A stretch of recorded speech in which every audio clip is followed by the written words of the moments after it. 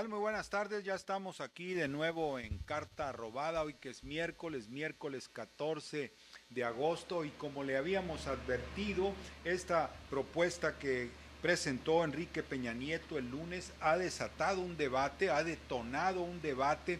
Fíjese usted que ha alcanzado tales niveles que, por ejemplo, el día de hoy se hace público lo que por tantos años, quizá décadas, se trató de ocultar, eso de que Pemex no está quebrado, que en realidad Pemex tiene ingresos muy altos de sus ventas en petróleo, en gasolina, etcétera, y que buena parte de eso se le confisca por parte de la Secretaría de Hacienda, y esto es algo que hace público, reconoce públicamente el propio secretario de Hacienda, Luis Videgaray, y ha hecho también que, por ejemplo, Sergio Sarmiento, columnista de la derecha que usted conoce, que siempre está atacando a Pemex, que por ineficiente, que porque corrupto, que por esto, que por lo otro, bueno, pues ahora reconoce que en efecto, a lo mejor Pemex ni siquiera necesita inversión extranjera, puesto que genera bastantes ingresos, y si se le quitara la carga,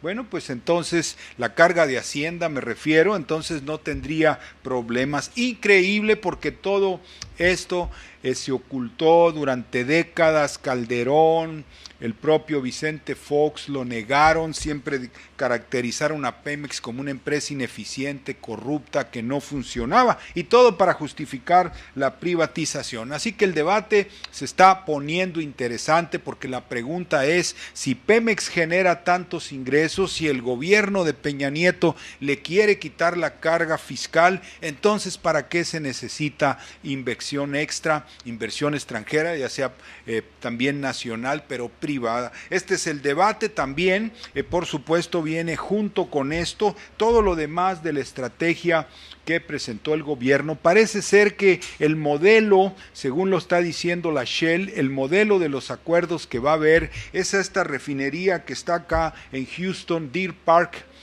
o Parque de Venados, querría decir, que tiene la Shell con lana de Pemex ahí en Houston, y que bueno, pues ese tipo de cooperación 50-50, dice, eso es lo que la Shell está demandando, y ese es el modelo que se va a imponer. Obviamente le va a tocar más, ellos van primis, como quien dice, a la Shell, que por ejemplo a las empresas mexicanas, que pues son chiquitas, ¿verdad? Que Alfa, que Menichen, que se llama la otra, algo así, tiene un nombrecito, aquí el grupo Alfa le decía, pues van a entrar con 500 millones, 300 millones de dólares, si es que se les permite. Así que vamos a ver cuál sería pues el modelo de contratos de, le llaman utilidad compartida. Vamos a ver también toda esta filosofía de la Shell que se ha impuesto aquí en el país, no solo esto de los contratos al estilo Deer Park Refinery, sino también la idea de que México tiene que ir por el gas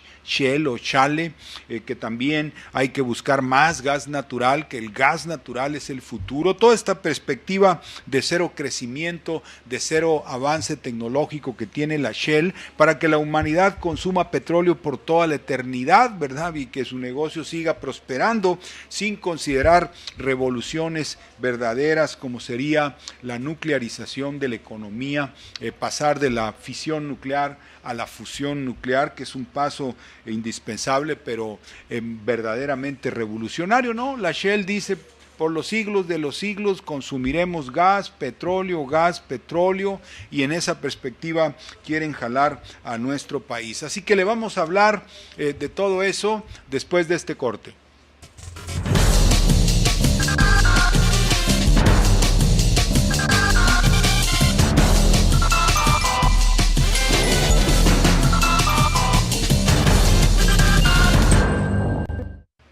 Y bueno, pues antes de seguir con lo que es realmente importante, déjenme le hago un comentario al margen, porque pues en la grilla política eso es lo que ahorita se está debatiendo. Tenemos aquí en la imagen número 2 este encuentro que hubo ayer entre los partidos integrantes del Pacto por México. Mire la impresión que da. Esta es una imagen que publicó, creo que el diario El Financiero, o alguno de esos, y en donde parece que César Camacho, dirigente del PRI, y Jesús Zambrano, dirigente del PRD, pues estuvieran acá como gritándose, ¿verdad? Como disque peleándose, y esto, le digo, viene a coalición, es irrelevante porque es parte de la grilla política, ¿verdad? Pero prueba que, bueno, están haciendo como que se pelean, ¿verdad? Pero pues uno sabe, y esto es lo que ellos mismos confesaron, que se trata pues de un trueque, de una negociación, una moneda de cambio, dicen, el que se trabaje inmediatamente sobre una reforma política, la que es la que les interesa a los partidos, pues para ver si se pueden meter un día a la presidencia de la República, el PAN, regresar, el PRD llegar algún día, y también pues usted sabe, un mejor reparto de las curules, de las gobernaturas, de las alcaldías, que es a lo que ellos le llaman reforma política. Entonces estuvieron en esta reunión, se abrieron 7 mesas de discusión, imagínese usted, por la reforma política, precisamente apenas 2 días después, ¿no? 48 horas después de que Peña Nieto había presentado su propuesta de reforma energética. Entonces todo el mundo dijo, no nosotros, ¿verdad? Nosotros no somos grillólogos, no le entendemos a esto de la grilla política, usted sabe, de la tenebra, del maniobreo, pues eso no se nos da, como quien dice, ¿verdad? Pero todo el mundo dijo, míralos, ya están ahí haciendo un trueque, reforma política por la aprobación de la reforma energética, especialmente en el caso del PRI y el PAN, y entonces convocan a una reunión en donde lo primero que dicen es que no van a hacer ningún trueque. Imagínese usted, en derecho eso se llama a confesión de parte, pues relevo de pruebas, ¿verdad? Ya no es necesario probarlo, ya es una verdad autoevidente, es una negociación en donde los partidos pues aceptarían ir a una reforma política que les cuadre a todos, ¿verdad? Y bueno, pues a cambio de eso, pues aprobar la reforma energética tal y como la ha planteado el gobierno, porque ya ve usted que el PAN, ahí tenemos a Gustavo Madero, pues le hace al radical de derecha, ¿verdad? Así asusta a la gente diciendo, no, hay que entregar toda la riqueza petrolera del país en la forma de concesiones de petróleo, concesiones de gas, concesiones de electricidad. Entonces todo el mundo se asusta, dice, épale, este tipo va a acabar con el patrimonio nacional. Entonces ahí entra una propuesta más moderada, que es la que hizo Peña Nieto, y todo el mundo dice, bueno, vamos a discutir, ¿verdad? Y ese es el papel que está jugando Gustavo Madero, triste papel, ¿verdad? Haga de cuentas, es como en la lucha libre, hacerle como que le vas a pegar y sabes que no le pegas nada. Bueno, pues ese es el espectáculo que están dando. Por eso nosotros hemos sostenido aquí, en este espacio, que no es cierto eso de la restauración priista autoritaria, como dice la derecha, Enrique Krause y algunos otros analistas, ¿verdad? El propio PRD, no, los del PAN, que sostienen que regresa el PRI, aquel del carro completo, el PRI así, usted sabe, ¿verdad? Monolítico, eso ya no existe. Lo que se está montando en México es una forma de coalición al estilo de las coaliciones europeas. Aquí no se puede repartir el pastel del gobierno porque pues no es un régimen parlamentario, pero como no lo es, entonces lo que se hace es extraoficialmente se forma una coalición de gobierno, digamos a un ladito de la estructura institucional, ¿verdad? Y eso es lo que es el pacto, y entonces ahí ya deciden, se apoyan y luego se reparten el queso, ¿verdad? Y eso es lo que tenemos ahora. No hay tal cosa como restauración autoritaria del priismo, tenemos un gobierno de coalición al estilo europeo, pero sin coalición, sin repartirse posiciones en el poder. Por eso esto del trueque de reforma política por reforma energética, pues es completamente viable, ¿verdad? Desde este punto de vista, usted sabe, en grilla, pues nosotros no sabemos de eso, solo los grillólogos experimentados nacionales, hay muchos, ¿verdad?, que le entienden a la tenebra y las maniobras y lo que cada palabra quiere decir y cómo se saludaron, todo ese mundo nosotros no le entendemos, pero sí entendemos que globalmente se está imponiendo gobiernos de coalición, tripoides, o cuadripoides o quintupoides, sean 5 partidos, 3, 2, pero mínimamente 3, ¿verdad? O 2, para que amarre pues los programas económicos que se quieren imponer. Ya nos extendimos demasiado en este comentario, no es nuestra costumbre hablar de la grilla política, así que vamos a ir un corte y ahora sí entramos en la cuestión de la reforma energética, el tema crucial para nuestro futuro, para el de nuestros hijos, de nuestros nietos, de nuestros bisnietos, y para todo el país. Regresamos con eso después de este corte.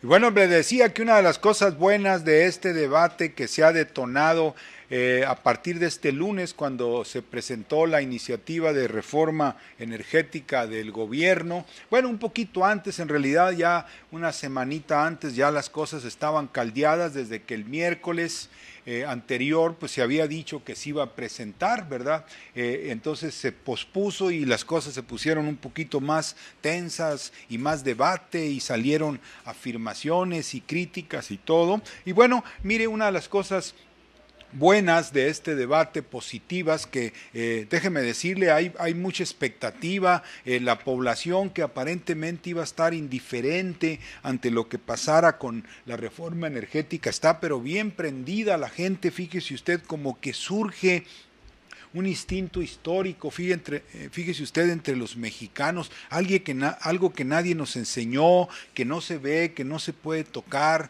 pero que surge de repente y dice, épale, el petróleo, tranquilo, ¿de qué se trata? Espérate, no te metas con el petróleo, es nuestro, en fin, incluso los jóvenes que ni siquiera saben, a veces no sabían quién era Pemex, en este momento uno lo nota también en las redes sociales, y bueno, pues como fruto de este debate, déjeme decirle, ocurre esto que aparece hoy en El Economista, estas cifras, esta gráfica que tenemos aquí en la imagen número 1, que pone las cosas en su lugar, fíjese, no necesitan mucha explicación, ahí están el aumento de los ingresos de Pemex, en donde casi llega a los 900,000 millones de pesos, ¿verdad? Sus ingresos, digamos, brutos, ¿verdad?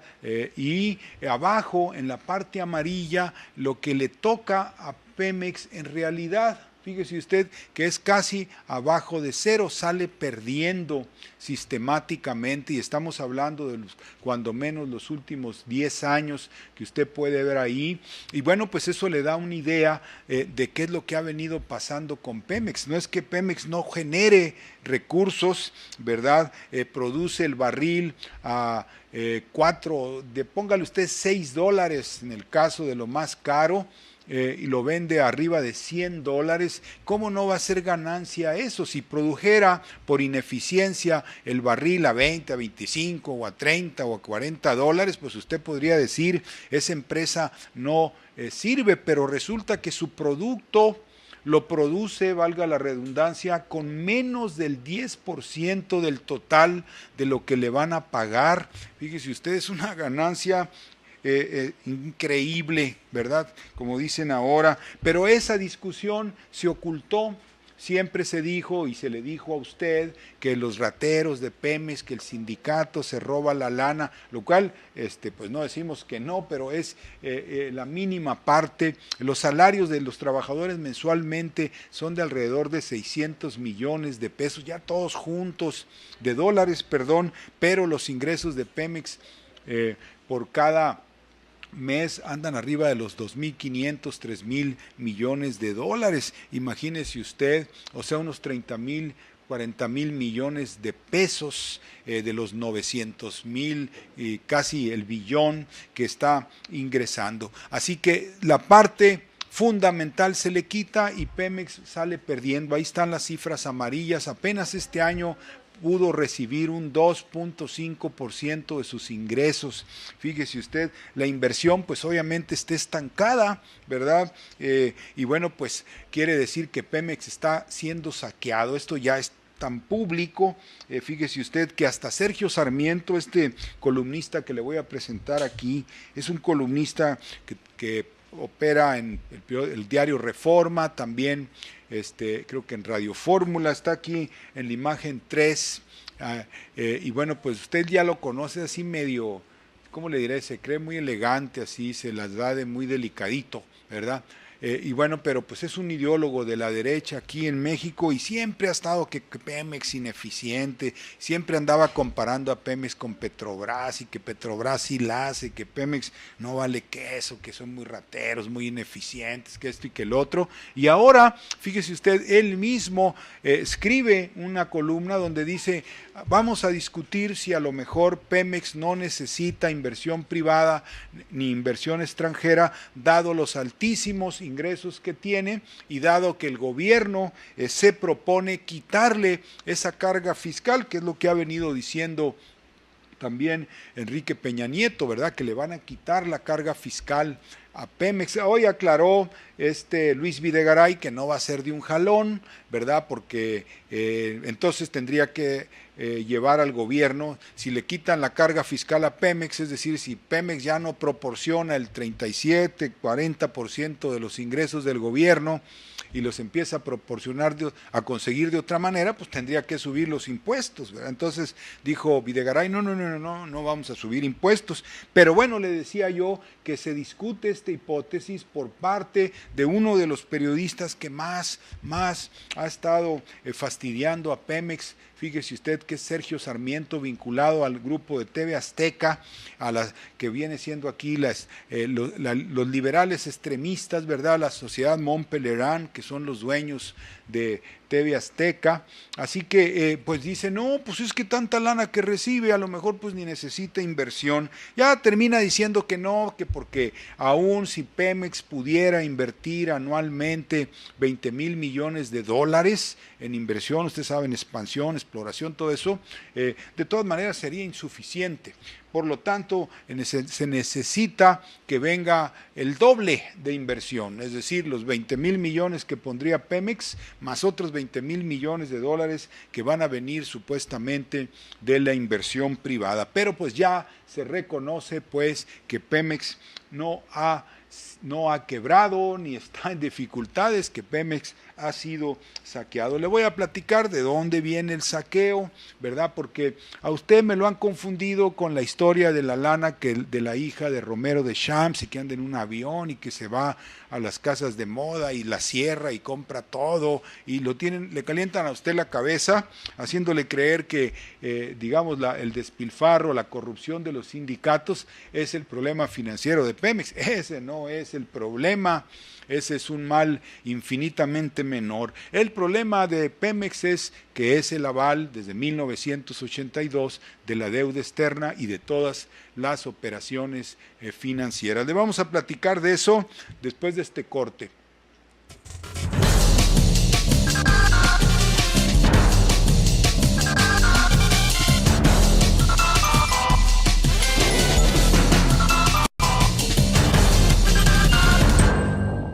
Y bueno, pues le decía que ahora uno de los buenos resultados del debate que ha habido últimamente sobre la reforma energética es el hecho de que ya se destapó, se hizo público algo que antes solo decía la oposición, Andrés Manuel López Obrador y algunas gentes así, en el sentido de que Pemex en realidad es una empresa bastante productiva, que había y ha generado siempre alrededor de 100,000 millones de dólares por año, de los cuales no se le deja más que menos a veces del 1%, a veces es negativa la inversión, fíjese usted en Pemex, me refiero, el ingreso que Pemex recibe, digamos la utilidad final, ¿verdad? Así que, mire, le voy a presentar esta imagen porque esta es la primera consecuencia, la imagen número 8, es decir, la falta de inversión física que se llama. Usted puede ver ahí la inversión física en el país en los últimos 15 años, incluso decayó, mire, y se ha mantenido, digamos,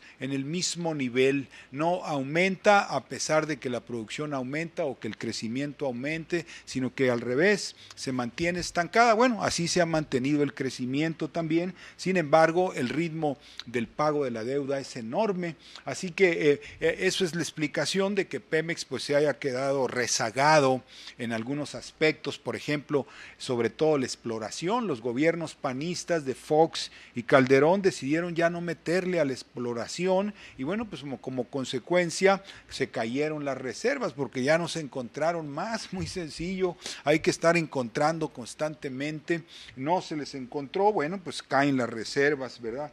Y eso es parte de la inversión física, así que mire, aquí tenemos la historia de la deuda externa, aquí en la imagen 4, que vamos a presentarle, porque pues va paralelo con la caída de la inversión productiva. Mire cómo fue creciendo y mire cómo se disparó durante el gobierno de Felipe Calderón. Este hombre casi duplicó, no, más que duplicó la deuda, como usted lo puede ver ahí. Todos lo aumentaron, ¿verdad? Desde Salinas, pero digamos que Felipe Calderón disparó el endeudamiento y no porque haya invertido más, la inversión física bajó incluso en relación a los otros sexenios, el crecimiento igual, el nivel de vida de la gente cayó 17% durante su gobierno, de cero para abajo, ¿verdad? Entonces quiere decir que la deuda ha estado detrás de esta falta de crecimiento, esta falta de inversión física, esta falta de modernización en el caso de Pemex. Y son dos deudas, mire, aquí tenemos la imagen número 5, la deuda externa antes era muy famosa, ahora es la interna la que más crece. Fíjese usted que es la que ve usted color azul ahí, esa es la que se ha venido disparando porque hubo una transmutación de la deuda, ¿verdad? Este es en relación al PIB. La transmutación es que convirtieron buena parte de la deuda externa en deuda interna, o sea, con bancos que son extranjeros pero que operan dentro del país, a las que se les daban documentos pagaderos en pesos, pero pues con intereses obviamente muchísimo más grandes. Imagina usted deberle a Bancomer, bueno, a Santander, a los gandaitas de HSBC, no olvídese. Así que pues esa es la deuda, la que se ha chupado, digamos, los recursos que deberían de ser para pues precisamente el crecimiento y la inversión llamada física, ¿verdad? Aquí tenemos la deuda de los estados, imagínense, también van paralelas aquí en la imagen número 6, la deuda de los principales estados que tienen deudas mayores, ahí está Nuevo León, aquí andan arriba de los 40,000 millones, también se han disparado estas deudas y va paralelo con la menor capacidad de inversión, de obra pública, de gasto que tienen los gobiernos estatales, ¿verdad? Que cosa ya sabemos muy bien, porque pues todos lo vivimos eso de cómo los gobiernos se endeudan y luego ya no pueden gastar y luego reducen servicios, cortan personal, bajan esto, bajan lo otro.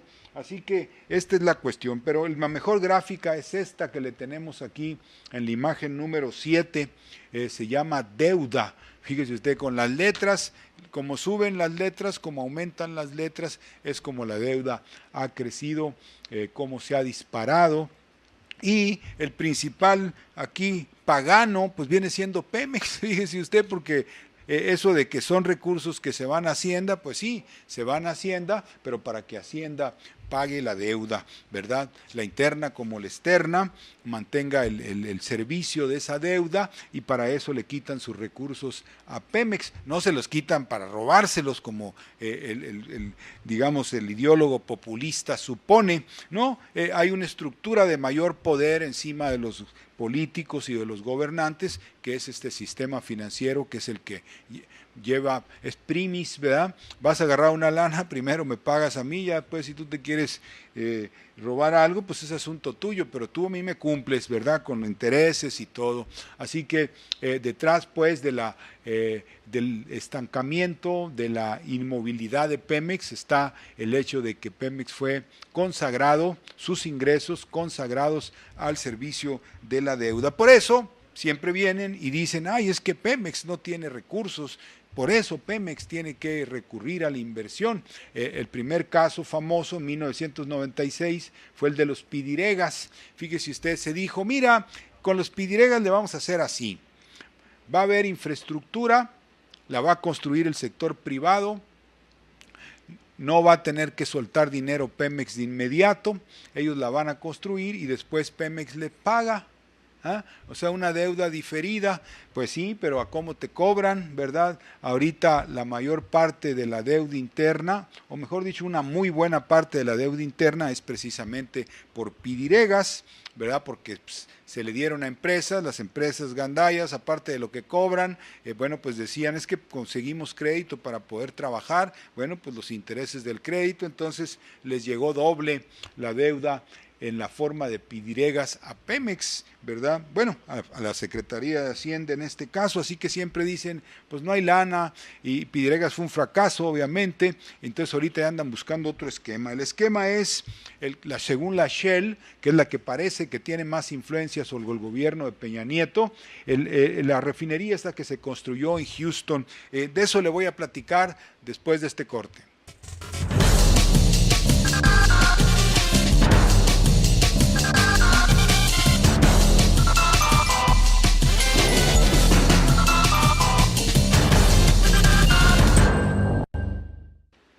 Y bueno, pues le decía que la forma en que va a tomar esto de los contratos de utilidad compartida, mire, lo más probable es que sea, porque así lo planteó el jefe, el CEO de la Shell, en el modelo de lo que se hizo con la construcción de esta refinería Deer Park allá en Houston. La tenemos aquí en la imagen número 9. Usted sabe, allá en Houston pues hay un canal que va desde la ciudad hasta el mar, y a lo largo de ese canal pues está, mire, ahí hay una capacidad de refinación 3 o 4 veces más grande que la que tiene todo México, nada más en ese tramo de este canal, que deben de ser, si acaso, pues unas 30 millas, ¿verdad? Unas 30 millas. Bueno, pues entonces ahí en ese lugar, en Deer Park, está una refinería que se construyó con lana de Pemex, la Shell la regentea, la Shell vende, Pemex pone el petróleo, la Shell lo vende y luego le vende a México la gasolina, ¿verdad? Este Mervyn Odum, que es Odum, que es el jefe de la Shell, en ese discurso que dio en Cancún, que yo le mencionaba el 7 de junio, habló de que la cooperación entre México y la Shell era fuerte y creciendo, así fue como dijo, y afirmó que pues este era el momento, no del momento de México, sino la era de México, y que México iría, ahí dio todo un lineamiento acerca de lo que México tendría que hacer, pero planteó que la cooperación entre las dos entidades, el gobierno mexicano y la Shell, sería en base a lo que se hizo en Houston con esto de la Deer Park Refinery, una refinería, no refina mucho, su capacidad no es muy grande, pero pues la Shell la regentea, fíjese usted, y el pagano pues es el gobierno mexicano y Pemex. Así que le tenemos aquí el edificio de la Shell para que se dé una idea de qué estamos hablando aquí en la imagen 10, allá en Houston, uno de ese rascacielos blanco que ve en medio usted, el más alto de los dos blancos, ese es los headquarters, ¿no? Como dicen ellos, de la Shell a nivel mundial. Fíjese usted, siendo una empresa holandesa, siendo una empresa mayoritariamente propiedad de la oligarquía europea, de la realeza principalmente británica holandesa, porque eso es lo que son ellos. Bueno, pues imagínese este poderío ahí en Texas, y bueno, pues ellos son los que tienen el dominio del llamado gas Shell o Shale, ¿verdad?